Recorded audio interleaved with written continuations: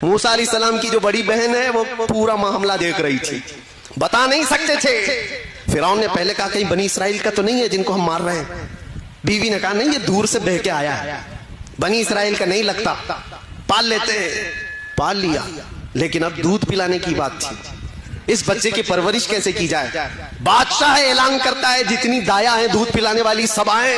فرعون کے گھر میں ایک بچے کی شاہی پرورش ہو رہی ہے، دایا بہت ساری آئی، سبوں نے اپنا دودھ پلانے کی کوشش کی۔ موسیٰ علیہ السلام کسی کا دودھ ہی نہیں پیتے تھے۔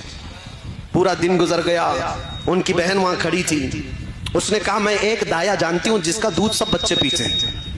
فرعون نے کہا جا اس کو لے آ جا، جو معاوضہ چاہیے جو اجرت چاہیے سب دے دوں گا۔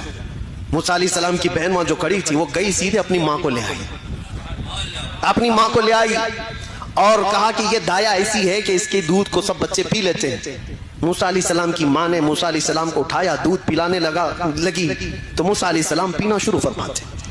کیا نظام ہے مولا، دوسروں کے گھر پہ اور وہ ان کی ہی ماں کا دودھ پلا کر کے، بعد میں کوئی یہ نہ کہے کہ ہم اپنا دودھ پلا کر موسیٰ کو بڑا کیے، ان کی ہی ماں کا دودھ پلایا۔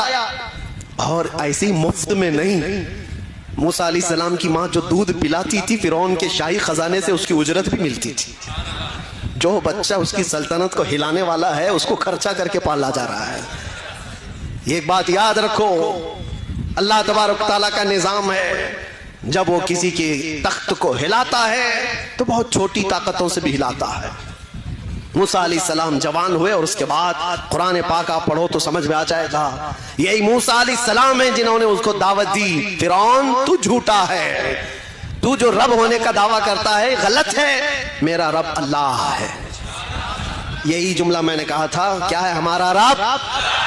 اس پر جس نے اکڑ دکھایا اس نے بہت تماشے کیے۔ فرعون نے میرے پاس وہ طاقت ہے، میرے پاس یہ طاقت ہے، کیا کیا طاقتیں دکھانے کی بات کی، ہر چیز میں فیل ہوتا رہا، یہاں تک کہ ایک دن وہ آیا جب موسیٰ علیہ السلام سمندر سے گزر رہے تھے، اللہ نے ان کے لیے راستے بنائے۔ فرعون نے دیکھا، ایک بات ہی بتاؤں ایمان والو، اللہ کی مدد آئی، تمہارا جھوٹا کھانے کے لیے بھی لوگ ترسیں گے تمہاری۔ یہ ایک بات یاد رکھو، موسیٰ علیہ السلام اپنی پوری مومن جماعت کو لے کر، مومن قوم کو لے کر دریا کی طرف جا رہے تھے، پیچھے فرعون کا لشکر ان کا مقابلہ کرنے آ رہا تھا، سامنے سمندر ہے، ایک طرف سمندر ایک طرف دشمن کا لشکر، کون حفاظت کرے گا؟ ایسے حالات آ جائیں تو یاد رکھنا، بے بس اور لاچار مت سمجھنا، ایک طرف سمندر ہے اور ایک طرف فرعون کا لشکر ہے، جائے تو کہاں؟